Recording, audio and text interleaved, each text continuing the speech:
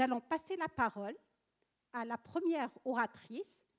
Donc, le thème, c'est la prévalence de la maladie cœliaque chez une série de patients diabétiques de type 1 au Maroc.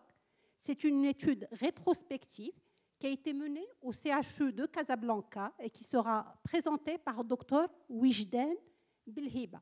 À vous la parole.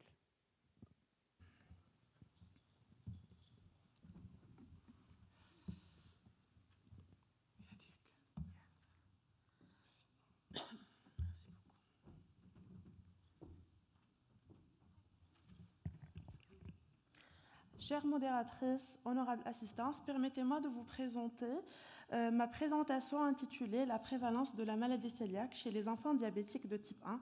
Il s'agit d'une étude rétrospective sur 16 ans. Donc, le plan de ma présentation est comme suit. Je vais commencer par une introduction, par la suite patients et méthodes, résultats et discussions, et finalement une conclusion. Donc, pour introduire, et comme vous le savez tous, le diabète de type 1, c'est une maladie auto-immune. Elle est caractérisée par la destruction sélective des cellules productrices d'insuline, et puis c'est jusqu'à la perte de 80 à 90% de ces cellules. Ainsi que la maladie cœliaque, c'est une maladie auto-immune aussi. Donc, elle a pour effet la destruction progressive des villosités de l'intestin grêle par le gluten. Donc, la maladie cœliaque, et ça fait plusieurs années, ce qui a été démontré par les études, qu'il y a une association entre la maladie cœliaque et le diabète de type 1, et ce qui a été expliqué par le terrain génétique commun entre les deux maladies. Et donc, il s'agit de chez la classe 2, DQ8 et DQ2. Donc, l'objectif de cette étude, c'est de rapporter le taux de la prévalence de la maladie cœliaque associée au diabète. Il y a aussi des objectifs secondaires comme la description de profils cliniques épidémiologiques de ces patients, ainsi que l'étude des variations de cette prévalence en fonction de l'ancienneté de diabète. Donc, les critères d'inclusion de nos patients, c'est l'âge, donc l'âge inférieur à 16,5 ans. Donc, ce sont des patients qui ont été suivis régulièrement. Et puis, le critère le plus important, c'est des patients ayant subi le dépistage systématique de la maladie cœliaque. Donc, il s'agit de dosage des IgA antitransglutaminase. Donc, au cas où ces anticorps sont positifs, donc c'est nécessaire de confirmer par la biopsie jejunale. Donc, pour les critères d'exclusion, c'est l'âge inférieur à 6 mois, et puis les patients perdus de vue, ainsi que les dossiers qui sont non exploitables.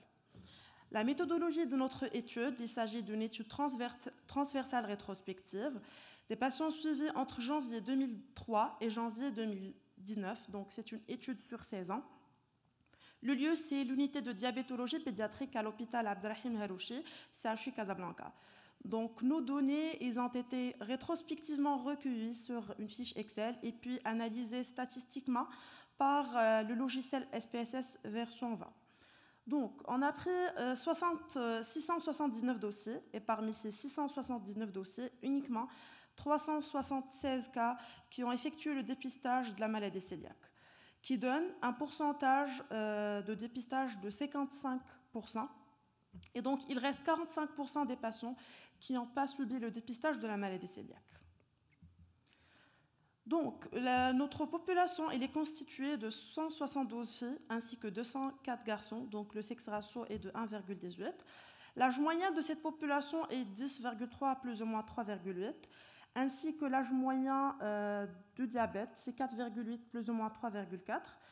La moyenne de l'hémoglobine glyquée au moment de diagnostic du diabète, c'est 9,5 plus ou moins 2. Alors, notre population, 27%,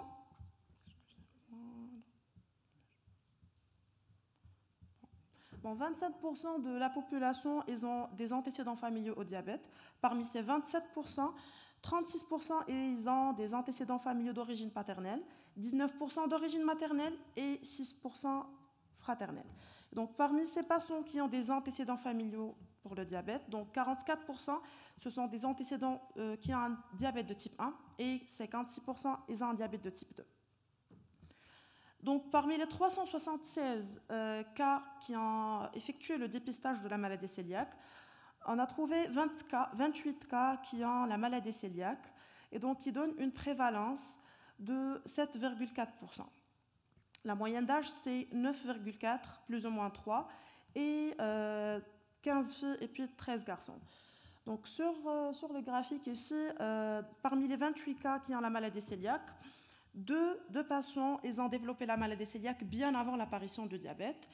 3 cas ils ont été diagnostiqués maladie cœliaque et diabète de type 1 au même moment. Et puis 3 cas ils ont développé la maladie cœliaque dans les 6 mois qui suivent l'apparition du diabète. Et pour le reste, c'est 20 patients, donc c'est une moyenne de 2 ans, c'est-à-dire qu'ils développent la maladie cœliaque dans une moyenne de 2 ans après l'apparition du diabète. Donc la prévalence moyenne de la maladie cœliaque confirmée par la biopsie chez le diabète de type 1 est de 4,5% versus 1% de la population générale.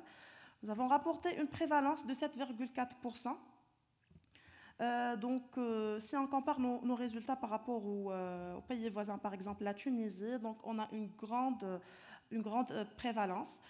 Donc il y a une étude qui a été effectuée en 2015 à l'Arabie saoudite qui a trouvé une prévalence de 19,7%, et ce qui a été expliqué par le degré de consanguinité chez les Arabes. Donc, pour conclure ma présentation, nous avons rapporté une prévalence parmi les plus hautes de la littérature concernant la maladie cœliaque. Et ce qui a pour but, c'est de souligner l'intérêt de l'élargissement de la stratégie de dépistage dans nos pratiques, vu l'implication de la maladie cœliaque associée au diabète, et dans le contrôle métabolique et dans la survenue des complications ultérieures. Et merci pour votre attention.